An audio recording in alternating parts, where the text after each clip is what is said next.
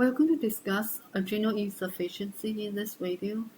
On this video, we're going to describe the pathophysiology and the clinical presentation of adrenal insufficiency. We're also going to discuss the difference between primary and the secondary adrenal insufficiency.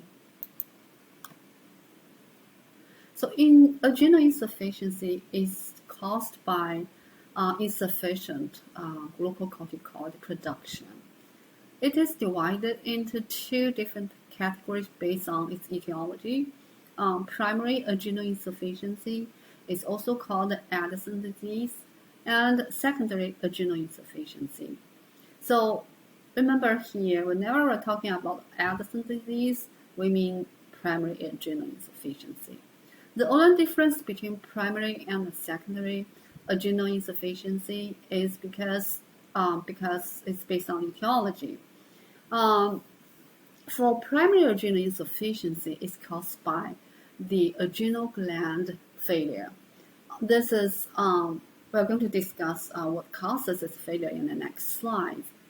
Due to this failure of the adrenal gland, adrenal cortex was affected.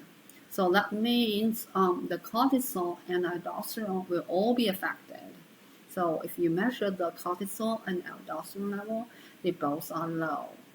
So if you still remember the regulation of adrenal, if you still remember the regulation of glucocorticoid secretion, when the cortisol level was low, the negative feedback was reduced, right?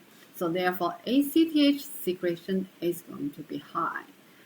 However, on secondary adrenal insufficiency, the causes, the etiology of the secondary adrenal insufficiency is caused by failure of pituitary ACTH release. So that means the reduction of ACTH release is going to lead to the reduced production of glucocorticoid. So therefore, the aldosterone was not affected, only cortisol level was affected. So if you measure the cortisol level, ACTH was low, but cortisol is also low because, as we discussed before, cortisol is the glucocorticoid is only regulated by ACTH. Now let's look at the etiology of Addison disease. In another word, primary adrenal insufficiency. The etiology is caused by several factors. So the most common causes is autoimmune induced. That's because autoantibodies was detected in Addison disease. And autoantibodies against 21-hydroxylase enzyme. If you still remember from the last video, when talking about how the cortisol was synthesized, there is one important enzyme, that is 21-hydroxylase. So if there is antibody against this enzyme, it's going to destroy the enzyme activity of 21-hydroxylase, therefore the cortisol production is going to be reduced. If you look at the cross-section or anatomy of the adrenal gland of the Addison disease patient, you can see there is atrophy of the adrenal cortex. That's because the autoimmune leads to the destruction of the cortex. However, the medulla was not affected.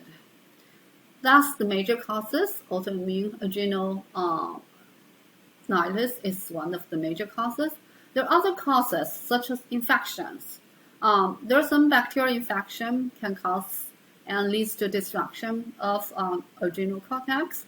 Tuberculosis infection can lead to the destruction of adrenal cortex.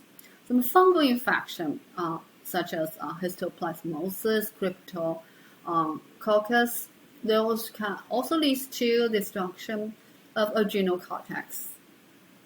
The enzyme, the virus, the CMV virus infection can also lead to destruction of adrenal cortex. The last one on the it's pretty rare, but it also happened. So if there's lung cancer, some lung cancer metastasizes to the adrenal, leads to the destruction of the adrenal cortex. So tumor metastasize can also lead to Addison disease.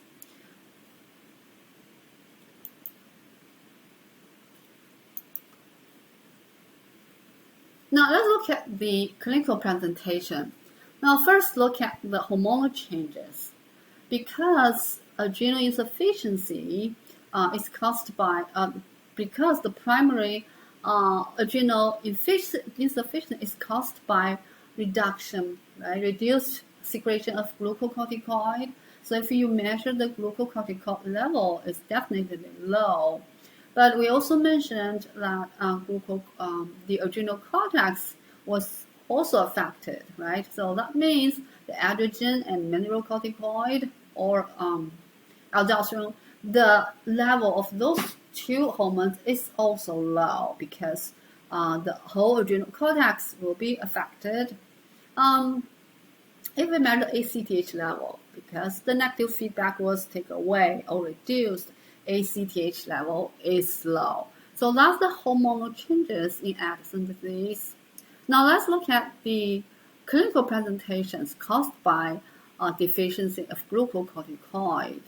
Remember, one of the major function of glucocorticoid we discussed before is it has gluconeogenesis effect, right? So if there is deficiency of glucocorticoid, Addison disease patient, their glycemia, their glucose level is low, so they have hypoglycemia.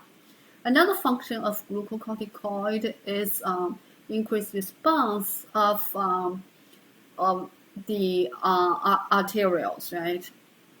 So if there's glucocorticoid deficiency, Addison disease patient, they have postural hypotension. The second common causes is weakness and fatigue. Glucocorticoid also affects central nervous system. If you remember that table, so the adrenal insufficiency, patient's mental status is changed. Usually they feel tired, they feel fatigue, they feel weakness, they lost interest in everything. So in general, they also express as anorexia. Patient, very severe adrenal insufficiency patient has nausea, vomiting, and abdominal pain.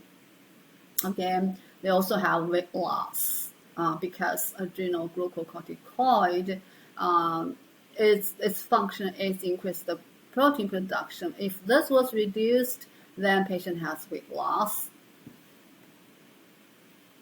The another one presentation is caused by deficiency adrenal androgen.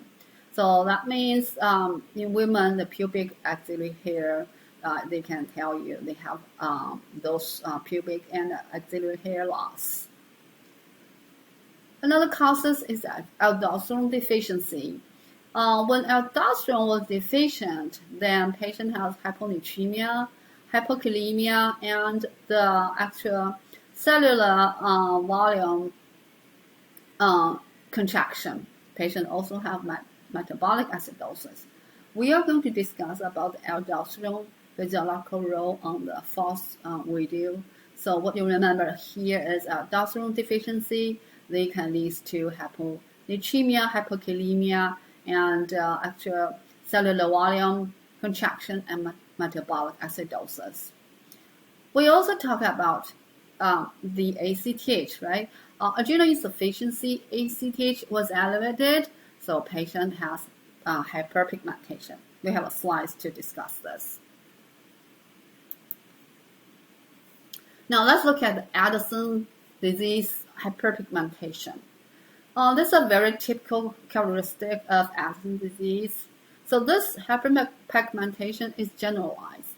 So in general, you can see the patient, they have very dark skin. They look dark. They just look dark.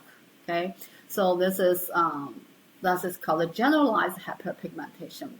And they also the most obvious. Okay. So the most obvious that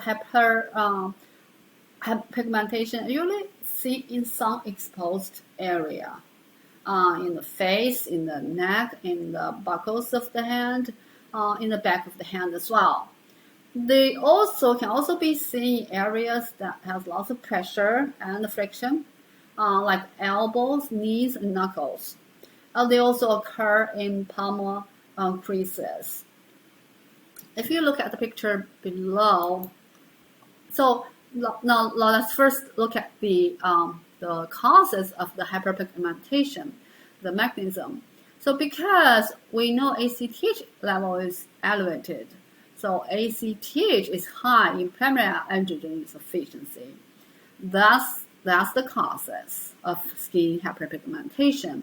That's because ACTH and MSH. Do you still remember MSH from the anterior pituitary?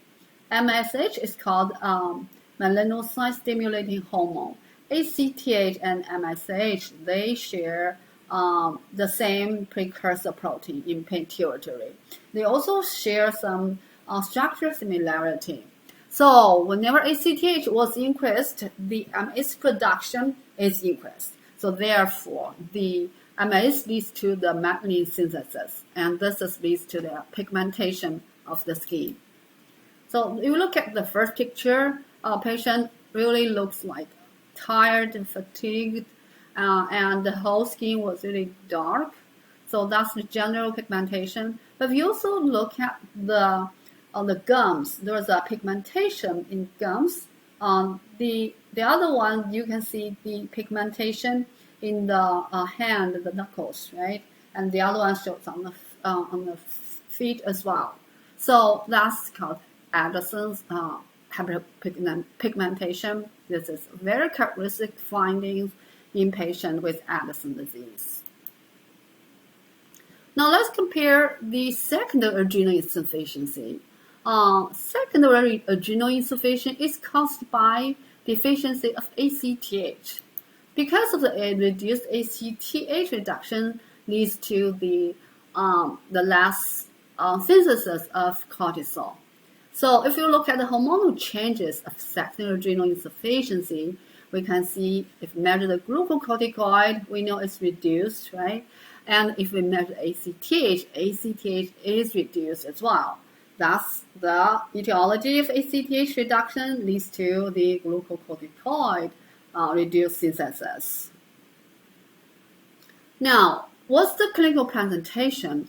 The clinical presentation of secondary adrenal insufficiency is different from primary because the secondary adrenal insufficiency patients only present with deficiency of glucocorticoid.